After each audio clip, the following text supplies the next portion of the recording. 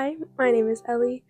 I'm in a different location than usual, but I just finished up a self-portrait in this sketchbook, which I won't show now because I'm about to show the entire process, and some other self-portraits I've painted over the years. I gathered all of the main self-portraits and I want to show those and then do a new one to kind of like do a self-portrait at the end of my first year of college to kind of make a little time capsule of that.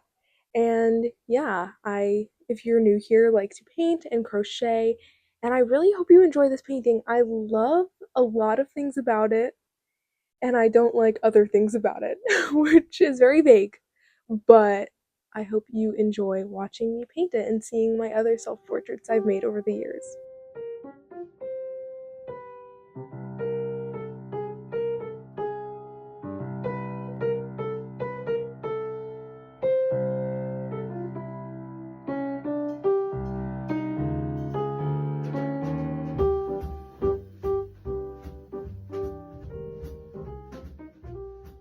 Here's the first self-portrait I ever made. I made it my sophomore year of high school, and it looks rather moody because of this patch here around the eye, but in reality what happened is I messed up and had to cover it up with some acrylic paint.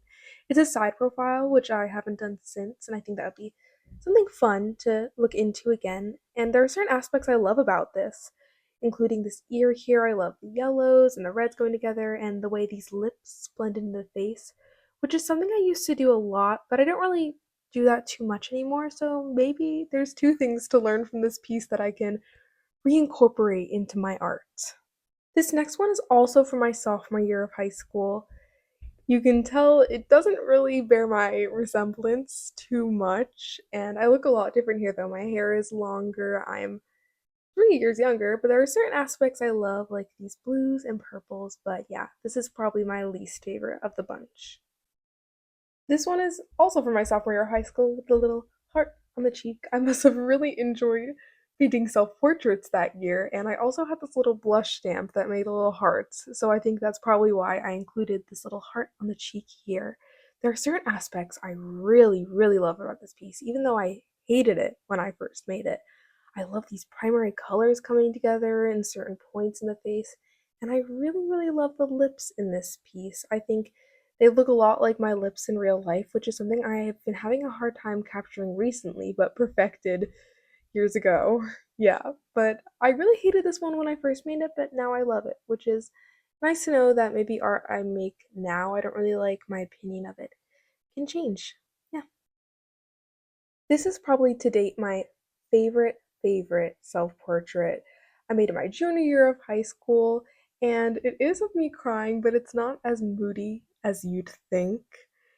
I have a hard time finding a good reference photo of people crying, and so I just took this one of myself and I just made a self-portrait of it, and I just absolutely love the way it turned out. I love these colors, and I think that's probably why I use them a lot again, and especially that little bloom of watercolor I just pointed out is just so, like, literally perfect. I know there's a lot of mistakes that I can notice now. I'm not going to point them all out, but in my eyes, this piece will always, always, always be perfect. This one I painted later on my junior year, probably closer to my senior year, maybe that summer. I don't like this one very much. I don't think it captures my likeness very well, especially in the lips. They don't look like my lips at all. And I do love these colors though. I do want to use this color palette again, give it another chance, but yeah, I just don't think it captures my likeness very well, especially for where I was in my art journey. So this is the first time I included my beauty marks, which is something I include a lot more now in my self-portraits, and they become kind of a focal point in my self-portraits that I paint. Now we're on to my most recent self-portrait, which is once again in this quite moody color palette, but I love this painting. I love how dark the background is, and the portrait is almost kind of like emerging from the background with this like milky presence, and I think it's very beautiful, very elegant, and yeah, I have a lot of problems with it, a lot of reasons I don't like it, but I just like can't help but love it, even though I notice all these mistakes, which I wish I could see in more of my art. finally on to the one I'll be painting today. And yeah, it's not painted yet. And I still need to edit the bottom lip a little bit, but yeah, I don't have too much to say about it right now because I've yet to paint it. So let's get into it.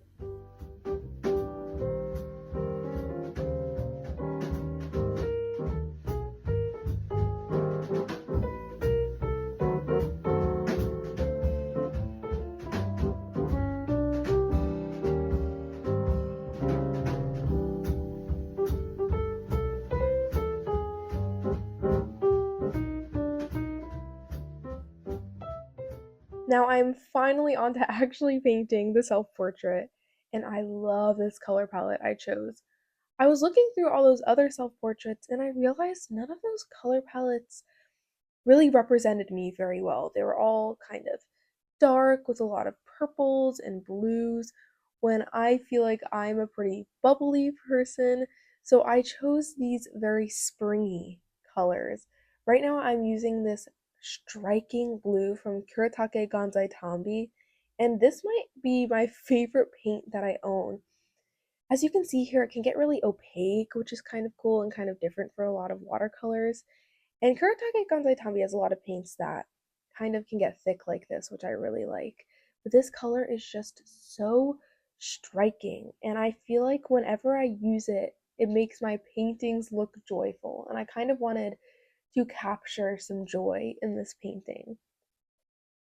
Now I'm on to using this red color. I thought this one was also very striking, very joyful, and later on I'm going to be using a yellow, and I'm mixing that yellow in with my red and with my green to just kind of liven those colors up a little bit. And I chose that green because it pairs well with this striking blue that I'm using, but also doesn't like overpower it so the blue can still be the star. Because this blue doesn't get very dark, and I'm using it on some darker shadows of the face. And so I wanted to have another color I could pair with it and layer with it to make it dark, but still kind of keep the integrity of the blue.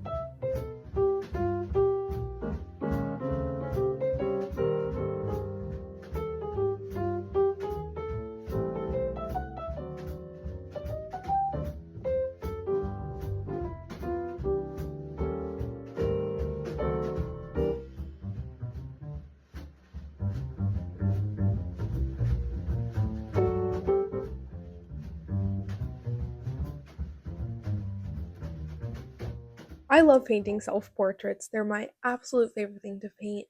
I find it so personal to paint yourself or someone you know because it's so easy just to go online and find a reference photo on Pinterest and, you know, paint that.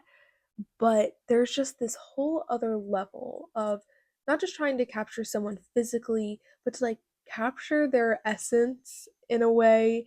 And yeah, I just absolutely love painting self portraits, and I feel grateful to my past self for painting them, if that makes any sense. Because, I'm 19. I started painting when I was probably like 11 years old, and I've gotten to not just see my skill develop, but like to see my face develop, to see my tastes develop, and also to see the way I view myself change. I painted my first portrait the summer of my freshman year, beginning of sophomore year of high school, and now I'm kind of exactly 4 years later painting this one, but now I'm in college. I've painted a lot over my high school years, and yeah, I just think it's really special to be able to have this very personal view of yourself that you can physically touch and hold. And my views on my past self portraits have changed. Like some of them I look at and I'm like, wow, like she was so little. And I hope to one day hold this self portrait and think about where I was here and like look back on this. And yeah, I just absolutely love painting self portraits. I think it's so cathartic. And if you've never painted a self portrait and if you're an artist, I just so recommend you do it. It's a little intimidating because it's so vulnerable, but then once you start, it's just, yeah, you can't go back.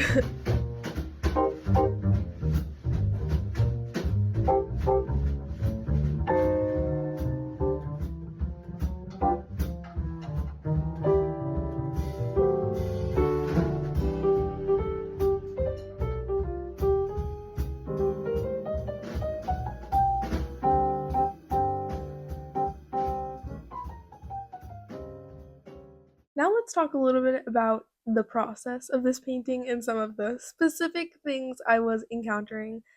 At this point, I felt like the painting was feeling a little disjointed, and that's why I'm adding this yellow everywhere to kind of tie it all together and make it feel a lot more cohesive so it could all have, a similar undertone and all these different colors that I'm using kind of straight out of the pan go together because that's how I like to use my colors. I don't really mix them. I kind of like this straight out of the pan look. But then sometimes because I'm not really mixing my colors, it's hard to make them look cohesive. And I felt like I kind of had this blue skin and this red and yellow background and this green hair and then these like little red bits on my face and none of it made any sense. But then the second I added this yellow on the cheek and the yellow on the neck, I was feeling a little bit, more hopeful. And another problem I was encountering, which is going to be a problem a bit more later, was my nose. Because in the reference image, the nose was almost like the point of most contrast in my face. It kind of was taking on a shadow almost. And I just automatically think of the nose as like the highest point on the face. It's like a highlight almost. It's like going to be one of the lightest parts of the face is the top of the nose, but it's just not the case in this reference image. And if I didn't capture it as it was in the reference image, it was just going to look awkward because the rest of the portrait I was capturing exactly how I saw it in the reference image. So, yeah, I had to definitely step out of my comfort zone and do some critical thinking when it came to dissecting and really, you know, thinking my way through this process. But no matter what struggle I was having a lot of fun because these colors are just so bright and so pretty. Yeah, but now I'm going on to doing my little beauty marks all over my face. And every time I do a self portrait, I feel like for the past four self portraits, I've just been adding more and more beauty marks. And this one, I've added every little beauty mark that's on my face. Yeah, this is where I'm gonna stop talking and just let you watch the rest of this process and see my final big bump in the road that I encounter.